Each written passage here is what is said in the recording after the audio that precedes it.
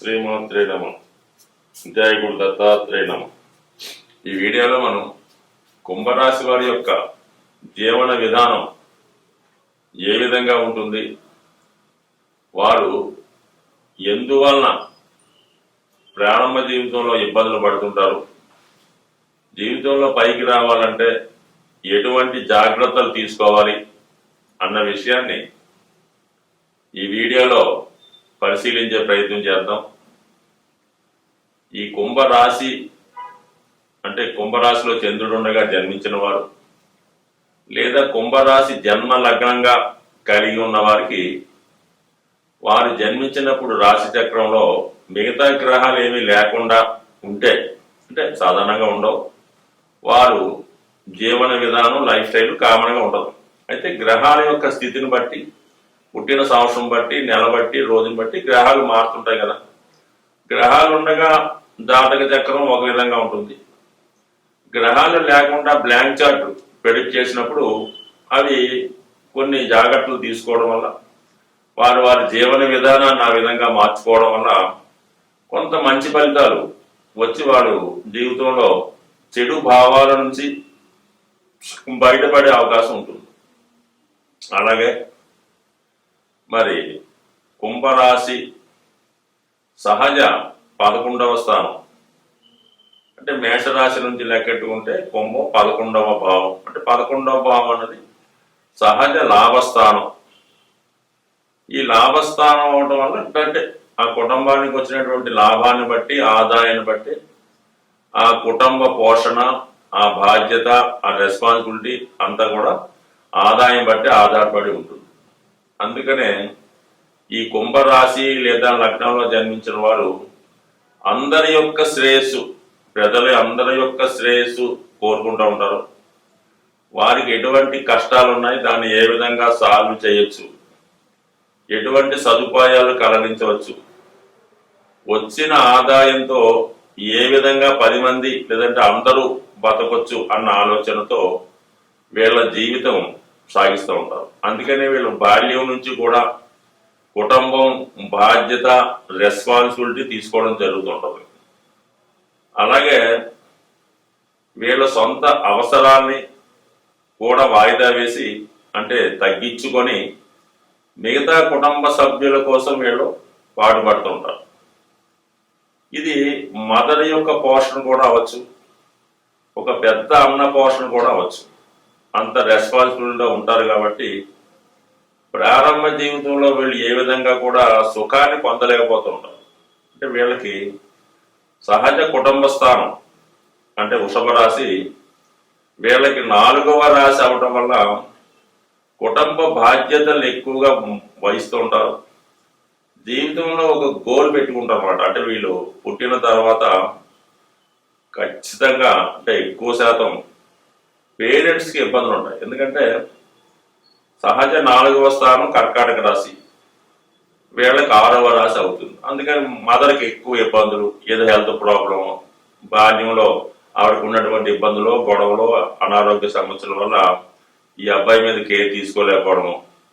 అలాగే సహజ భాగ్యస్థానం అయినటువంటి ధనుసు రాశి, సో వీళ్ళకి లాభస్థానం అయినప్పుడు కూడా ఇది సహజ లాభస్థానం, ఇది భాగ్యం లాభస్థానం కాబట్టి తండ్రి గారు యొక్క సహకారం ఉన్నప్పుడు కూడా సహజ సింహరాశి వీళ్ళకి మారక స్థానం అవటం వల్ల ఎక్కువగా పేరెంట్స్ యొక్క సహకారం వీళ్ళు బాల్యంలో పొందలేకపోతుంటారు. అంటే ఇంచుమించుగా 28, 32, 36 దాకా కూడా జాతకుడికి స్ట్రగుల్ ఉండడం జరుగుతుంది. ఎందుకంటే ఈ రాశి, ఈ కుంభరాశికి శని అధిపతి. ఏ రాశికి అయితే శని అధిపతి అవుతుంటాడంటే మకరానికి, కుంభానికి శని అధిపతి. ఒక విధంగా ఈ కుంభరాశికి శని అధిపతి, 12వ స్థానానికి కూడా శని అధిపతి. అంటే వాళ్ళ నష్టానికి వాళ్ళే కారణం అవుతుంటామంటే ఎవడో కూడా కారణం కాదు. వీళ్ళు తీసుకునే నిర్ణయాలు, వీళ్ళ ఆలోచనలు, వీళ్ళ వ్యవహార ధోరణి జీవితంలో సక్సెస్ కాకపోవడానికి కారణం అవుతుంటారు. ఒక విధంగా స్వార్థం లేకపోవచ్చు, అందరూ బాగుండాలనుకోవచ్చు, కుటుంబ సభ్యులు అందరూ బాగుంటేనే మనం బాగుంటాం అనుకోవచ్చు. ఇవన్నీ నవే డేస్లో ఉపయోగపడకపోయినా ఒక విధంగా ఈ వీళ్ళ యొక్క పతనానికి వీళ్ళ యొక్క సొంత ఆలోచనలు సొంత నిర్ణయాలే కారణం అవుతుంటాయి. సో ఆ విధంగా ఉంటే ఏదైతే శని అధిపతి అవుతుంటాడో ఆ రాశి వారు జీవితంలో డెవలప్మెంట్ చాలా లేట్గా అవుతుంటాం. శని ఒక విధంగా 30 సంవత్సరాలు ఒక రౌండ్ తీసుకుంటాడు. అంటే జీవితం మొత్తం అనుభవించాలంటే అంటే ఒక రౌండ్ 12 భావాలు తిరిగి రావాలంటే 30 సంవత్సరాలు అవుతాయి. అంటే ఒక అనుభవం రావాలంటే వీడు 30 సంవత్సరాల తర్వాత అసలు గుర్తిస్తాడు అసలు ఎవరు మనవాడు ఎవరు కాదు మనం ఇప్పటిదాకా చేసింది ఏంటన్నది 30 సంవత్సరాల తర్వాత జ్ఞానోదయం అవుతుంది. దాని తర్వాత స్థిరపడుతుంటాడు. అదే మనకి ఈ మీనరాశి ధనుసు రాశి అనుకోండి, గురువు 12 సంవత్సరాలు పడుతుంది. 12 సంవత్సరాలు అనేది బాల్యం అవుతుంది ఒక రౌండ్కి. 24వ సంవత్సరం రాబోతులకి 25 నుంచే వీళ్ళు సెటిల్ అయిపోవడం జరుగుతుంటుంది అన్నమాట. తొందరగా ధన సంపాదన జ్ఞానోదయం అవుతుంది. అలాగే మిథున రాశి కన్య రాశి అనుకోండి, వాళ్ళు ఇంకా తొందరగా సెటిల్ అవుతుంటారు. వాళ్ళకి తండ్రి సహకారం కానీ తొందరగా జీవితాన్ని సత్యాన్ని గ్రహించడం తొందరగా ఎడ్యుకేట్ చేయడం వల్ల వాళ్ళు ఇంకా తొందరగా సెటిల్ అవుతారు. అలాగే వృషభ రాశి తులారాశి వీళ్ళు కూడా తొందరగానే సెటిల్ అవుతుంటారు. కుజుడు రాశులు కూడా అంతే. ఇటు వచ్చి ఏంటంటే ఈ రాశులు రెండునే మకర కుంభరాశి వారి జీవితంలో లేట్గా సెటిల్ అవుతుంటారు. అలాగే వీళ్ళు జీవితం సాధారణంగా వీళ్ళు అనుకున్న గోల్ రీచ్ అయ్యేదాకా వివాహాన్ని వాయిదా వేసుకుంటారు.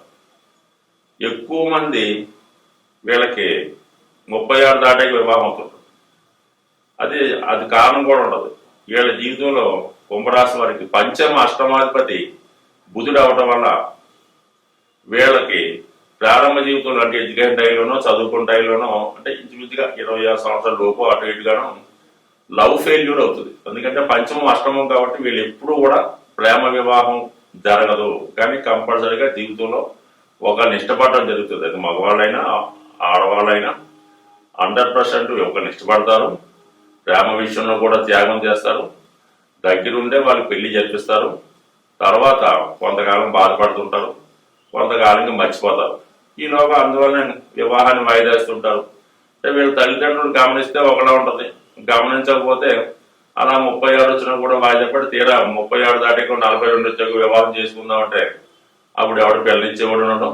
ఈ కారణంగా ఎక్కువ బ్రహ్మచారులుగా కూడా ఉన్న ఆశ్చర్యపడక్కర్లేదు. అందుకని వీళ్ళ వివాహం కూడా వీళ్ళ పేరెంట్స్ గమనించి వివాహం చేస్తేనే తొందరగా మంచిది తప్ప అలాగే ఆలస్య వివాహం అయినా పొరపాటున ఏ కర్కాటక రాశి అమ్మాయో లేదంటే కర్కాటక రాశి అబ్బాయో లేదా సింహరాశి అమ్మాయో అబ్బాయి వచ్చిందనుకో నీకు జీవితం అక్కడ నుంచి సెకండ్ హాఫ్ కూడా చాలా ఇబ్బందికరంగా ఉంటుంది. ఎందుకంటే ఎప్పుడన్నా సరే రాష్ట్రాధిపతిగా ఉన్నటువంటి గ్రహానికి సప్తమ భావానికి ఉన్నటువంటి రాష్ట్రాధిపతి మిత్రుడైనా పర్లేదు, సముడైనా పర్లేదు.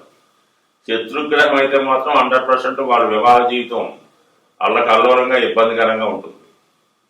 సో అలాగే ఇక్కడైతే ఇప్పుడు దృష్టిలో ఉండి మిగతా ఉంటే పడదు. ఎక్కువ శాతం ఈ కుంభరాశి వారికి మరి చంద్రుడు విరోధి కాబట్టి షష్టాష్టకాలు కూడా అవుతాయి కాబట్టి కర్కాటక రాశి సింహరాశి అసలు చేయకూడదు.